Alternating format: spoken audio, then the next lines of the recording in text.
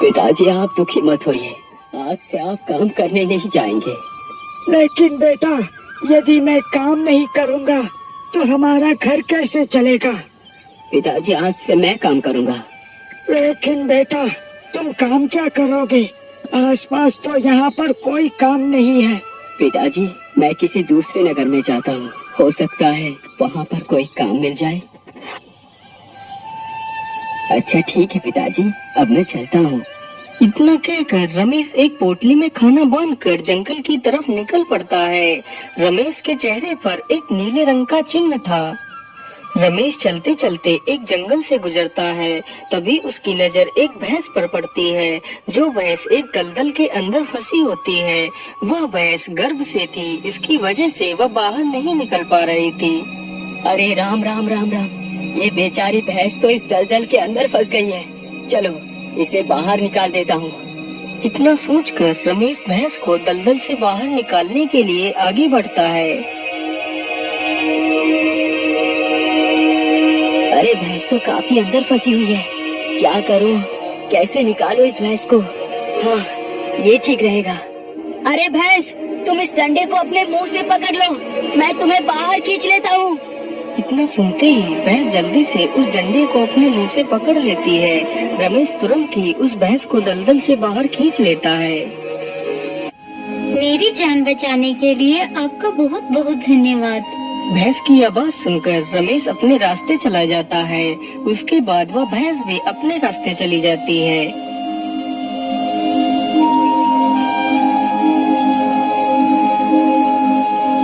कुछ महीनों बाद ही उस भैंस ने एक बच्चे को जन्म दिया। वह बच्चा जब भी दूसरे बच्चों के पास खेलने के लिए जाता है तो वह सारे बच्चे उसे अपने साथ खेलने नहीं देते हैं। अरे जाजा, तू हमारे साथ नहीं खेल सकता क्योंकि तू एक इंसान का बच्चा है। चल भाग यहाँ से, नहीं तो हम तुझे मार डालेंगे। उन लोगों की यह बात सुनकर बच्चा बड़ा ही दुखी होता है। उसके बाद वह अपनी माता के पास जाता है और सारी कहानी अपनी माता को बताता है। माँ, अब मैं उन लोगों के पास खेलने नहीं, मुझे मेरे पिता के पास जाना है। अच्छा ठीक है बेटा, यदि ऐसी बात है तो हम तुम्हारे पिता को जरूर ढूंढेंगे। फिर वह दोनों माँ बेटे अलग अलग दिशाओं में निकल पड़ते हैं। कुछ दूर चलने के बाद एक नगर आता है। अरे वाह, यहाँ पर तो एक नगर है। मैं ऐसा करता हूँ, अपना रूप बदल लेता हूँ, उसके बाद नगर के अंदर प्रवेश करता हूँ। इतना सोचकर वह अपना रूप एक इंसानी बच्चे में बदलकर नगर के अंदर प्रवेश कर जाता है।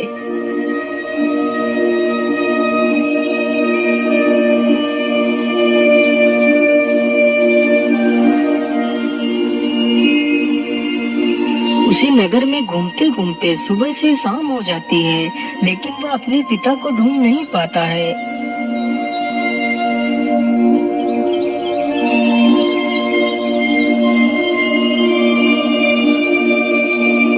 अगले ही दिन फिर से वह दोनों माँ बेटे किसी दूसरे नगर में जाते हैं और पहले की तरह ही वह दोनों भिन्न भिन्न दिशाओं में चले जाते हैं। उस दिन भी वह लड़का पूरा नगर घूमता है, लेकिन उसके पिता का कोई भी पता नहीं चल पाता है।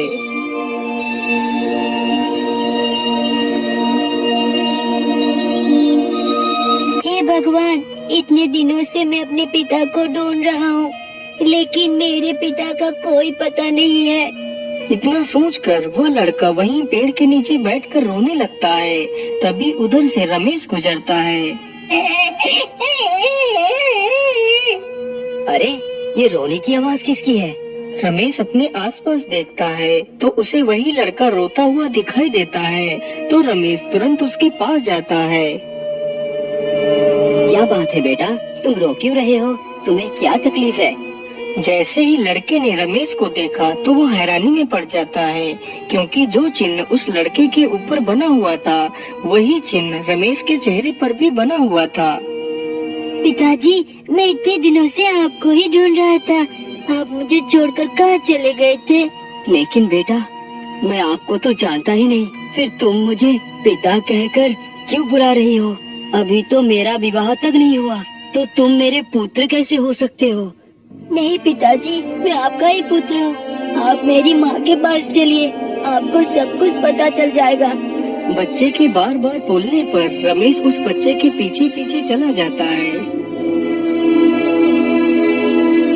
अच्छा ठीक है बेटा, बताओ तुम्हारी माँ कहाँ है? पिताजी, मेरी माँ भी आती ही होगी, लेकिन पिताजी याद रखना, जब मेरी माँ मुझे आपके साथ देखेगी तो वो आपके ऊपर प्रहार करेंगी, लेकिन आपको डरना नहीं है। जैसे ही वो आपके ऊपर प्रहार करेंगे तो आप उनके सींग पकड़ लेना, तो सब कुछ ठीक हो जाएगा। बच्चे की यह सारी बातें सुनकर रमेश थोड़ा हैरत में पड़ जाता है। तभी वहाँ पर वह भैंस भी आ जाती है और जैसे ही वह भैंस अपने बेटे को उस युवक के साथ देखती है तो वह रमेश की ओर उसे मारने के लिए दौड़ पड़ती है। तभी रमेश उस भैंस के दोनों सींग पकड़ लेता है। सींग पकड़ते ही वह भैंस एक सुंदर स्त्री में बदल जाती है। यह देखकर रमेश हैरान रह जाता है, क्योंकि रमेश ने अपने पूरे जीवन में कभी भी इतनी सुंदर स्त्री नहीं देखी थी। क्या हुआ पिताजी, आप कहाँ खो गए? पिताजी, यही मेरी माता है। अजय चलिए ना, आप हमें अपने घर नहीं ले चलेंगे? हाँ हाँ, क्यों नहीं, चलो हमारे साथ। इतना कहकर रमेश उन दोनों को भी अपने साथ अपने घर ले जाता है और सारी कहानी अपने माता पिता को बताता है। तो उसके माता पिता उन दोनों को अपने पोते और बहू के रूप में स्वीकार कर लेते हैं। अरे आप सुनिए ना, मैं आपसे कुछ कहना चाहती हूँ। हाँ हाँ मोहिनी, आप मुझसे क्या कहना चाहती हैं? मैं आपसे बस इतना कहना चाहती हूँ, यदि आप मुझसे कभी भी गुस्सा हो जाएं, तो मुझे किसी भी नुकीली चीज या कोई जलती हुई चीज से मत मारना, नहीं तो मैं हमेशा के लिए तुमसे दूर चली जाऊंगी। अरे नहीं नहीं मोहिनी, मैं तुम्हें कभी नहीं मारूंगा।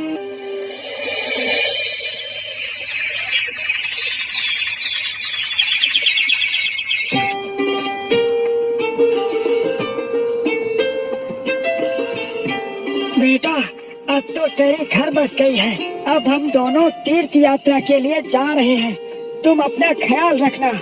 ठीक है पिताजी, आप दोनों जल्द ही लौट कर आ जाना। इतना कहकर रमेश के माता पिता वहाँ से चले जाते हैं। अच्छा ठीक है मोहिनी, तुम अपना ख्याल रखना। अब मैं भी अपने काम पर जा रहा हूँ। फिर रमेश भी अपने काम पर चला जाता है। इसी प्रकार काफी दिन गुजर जाते हैं। एक दिन की बात है, रमेश अपनी पत्नी से किसी बात को लेकर गुस्सा हो जाता है। अरे दोस्त, तू घर में पड़े पड़े क्या करती है? तू मेरे लिए एक समय का खाना भी नहीं बना सकती? रुक, आज मैं तुझे मजा चखाता हूँ। इतना कहते ही रमेश आग से जलती हुई एक लकड़ी उठाता है और उन दोनों की तरफ बढ़ता है। अरे रे रे, मैंने ये क्या किया? अरे मोहिनी, तुम कहाँ चली गई हो? भगवान, अब मैं क्या करूँ? कहाँ ढूंढूं अपनी पत्नी और बच्चे को?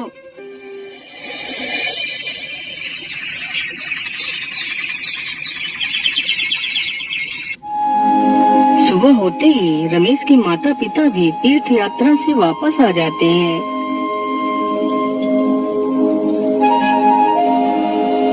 अरे बेटा, शाम कहीं नजर नहीं आ रहा और ना ही हमारी बहू नजर आ रही है।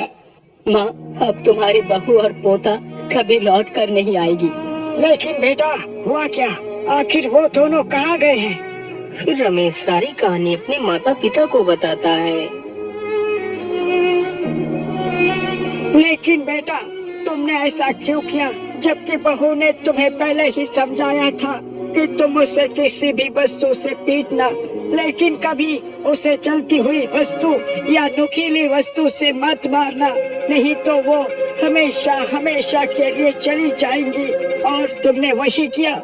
पिताजी, मैं क्या करूं? मेरी बुद्धि भ्रष्ट हो गई थी। मैंने आवेश में आकर ये गलत कदम उठा लिया। मुझे माफ कर दो पिताजी, मुझे माफ कर दो। बेटा, तुम दुखी मत हो, तुम जाकर देख आओ, हो सकता है वह दोनों तुम्हें कहीं मिल जाएं। यदि ऐसी बात है माँ, तो मैं जरूर अपनी पत्नी और बच्चे को ढूंढ कर लाऊंगा। माँ, मेरी बात ध्यान से सुनो। मैं उन दोनों को ढूंढने के लिए जा रहा हूँ, लेकिन यदि मैं वापस लौट कर ना आऊँ तो मेरा हाल खबर लेने के लिए मिटबोली को भेज देना।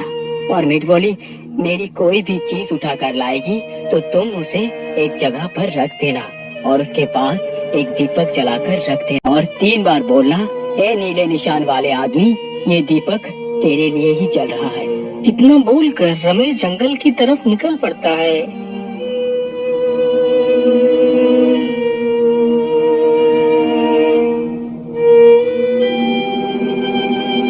पता नहीं वो दोनों कहाँ चले गए हैं। भगवान मुझे उन दोनों से मिला दे। तभी रमेश ने देखा एक भैंसों का झुंड घास चर रहा है। उस झुंड के कुछ दूर पर ही एक भैंस और उसका बच्चा खड़े हुए हैं। मुझे लगता है ये दोनों ही मेरे पत्नी और पुत्र हैं। चलो उनके पास चलता हूँ। इतना सोचकर रमेश जल्दी से उन दोनों के करीब जाता है। श्याम मेरे बेटे, देखो मैं तुम्हें लेने के लिए आ गया हूँ। अपने पिता को वहाँ पर देखकर वह बच्चा बड़ा ही खुश हो जाता है। मोहिनी मुझे माफ कर दो, मैंने तुम्हें मारने की कोशिश की। चलो मेरे साथ घर वापस चलो। नहीं जी, मैं अब तुम्हारे साथ नहीं चल सकती। लेकिन तुम मेरे साथ अब वापस क्यों नहीं चल सकती? अब मेरे सरदार मुझे कहीं भी जाने की इजाजत नहीं दे सकते। नहीं नहीं मोहिनी, मैं तुम्हें जाने की इजाजत दे सकता हूँ, लेकिन एक शर्त पर। बोलिए आपकी क्या शर्त है? मैं आपकी प्रत्येक शर्त मानने के लिए तैयार हूँ। शर्त तो यही है कि तुम्हारी आंखों पर एक पट्टी बांधा जाएगी और तुम्हें भैंसों के झुंड में से अपने मोहिनी को पहचानना है। ये प्रक्रिया हम लगातार 3 बार करेंगे। यदि तुमने 3 बार अपनी पत्नी को ही पहचान लिया तो तुम हमेशा के लिए अपनी पत्नी और बच्चे को ले जा सकते हो, और यदि नहीं पहचान पाए तो तुम्हें इन्हीं भैंसों के झुंड से कुचला दिया जाएगा। ठीक है, मुझे तुम्हारी शर्त मंजूर है। इतना सुनते ही भैंसों का सरदार वहाँ से दूर चला जाता है। अजी, मैं जो कह रही हूँ उसे ध्यान से सुनो।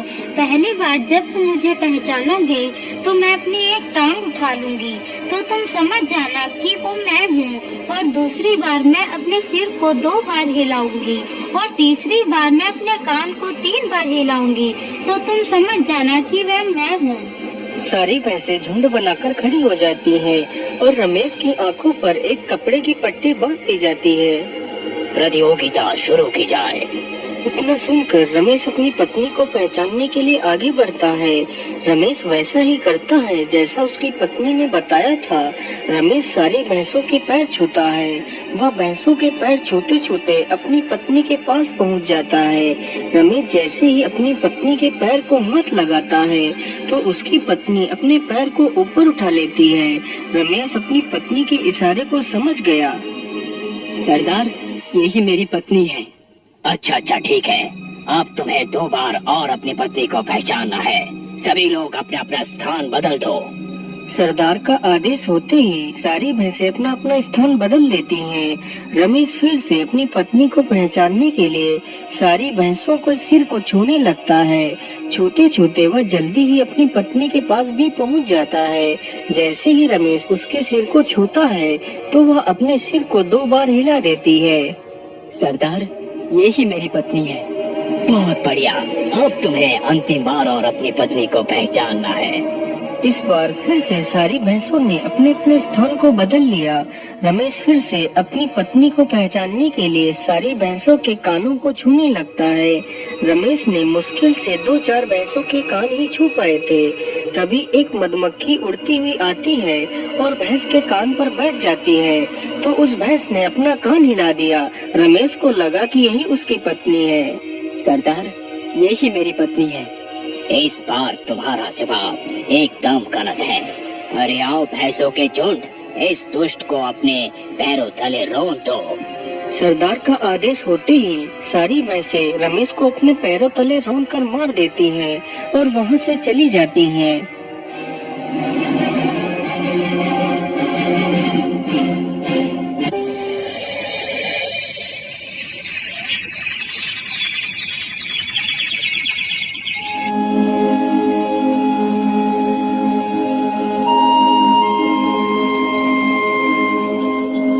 रमेश को गए हुए काफी दिन गुजर जाते हैं। जब रमेश लौटकर वापस घर नहीं आया तो उसके माता पिता को रमेश की चिंता हुई। अरे भाग्यवान, रमेश को तो गए हुए काफी दिन हो गए हैं, लेकिन अभी तक उसका कोई पता नहीं है। वो लौटकर क्यों नहीं आया? कहीं वो किसी मुसीबत में तो नहीं फंस गया? हाँ जी, आप एकदम ठीक कहते हैं। हमारा बेटा जरूर किसी मुसीबत में फंस गया होगा। अरे मिट बोली, तुम जाओ और रमेश का पता लगा कर आओ। यदि रमेश की कोई वस्तु भी मिल जाए तो उसे हमारे पास ले आना। इतना सुनकर मिठबोली चिड़िया वहाँ से निकल पड़ती है।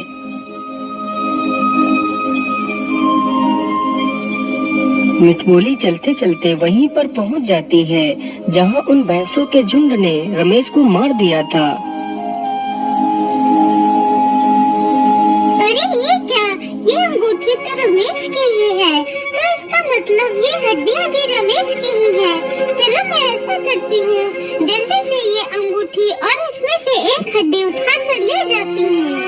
इतना सोचकर मिठबोली जल्दी से उस अंगूठी और एक हड्डी को उठाकर अपनी चोंच में दबाती है और वहाँ से उड़ चलती है और जल्दी ही वह अपने घर वापस लौट आती है।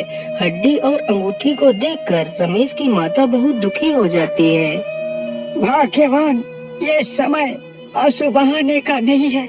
जैसा हमारे बेटे ने कहा था, हमें वैसा ही करना चाहिए। वह दोनों जल्दी से रमेश की अंगूठी तथा उसकी हड्डी को जमीन पर रखते हैं और उसके पास एक दीपक जलाकर रख देते हैं। ऐ नीले निशान वाले आदमी, यह दीपक तुम्हारे लिए ही जल रहा है। ऐ नीले निशान वाले आदमी, यह दीपक तुम्हारे लिए ही जल रहा है। ऐ नीले निशान वाले आदमी, यह दीपक तुम्हारे लिए ही जल रहा है। इतना बोलते ही रमेश फिर से जीवित होकर खड़ा हो जाता है।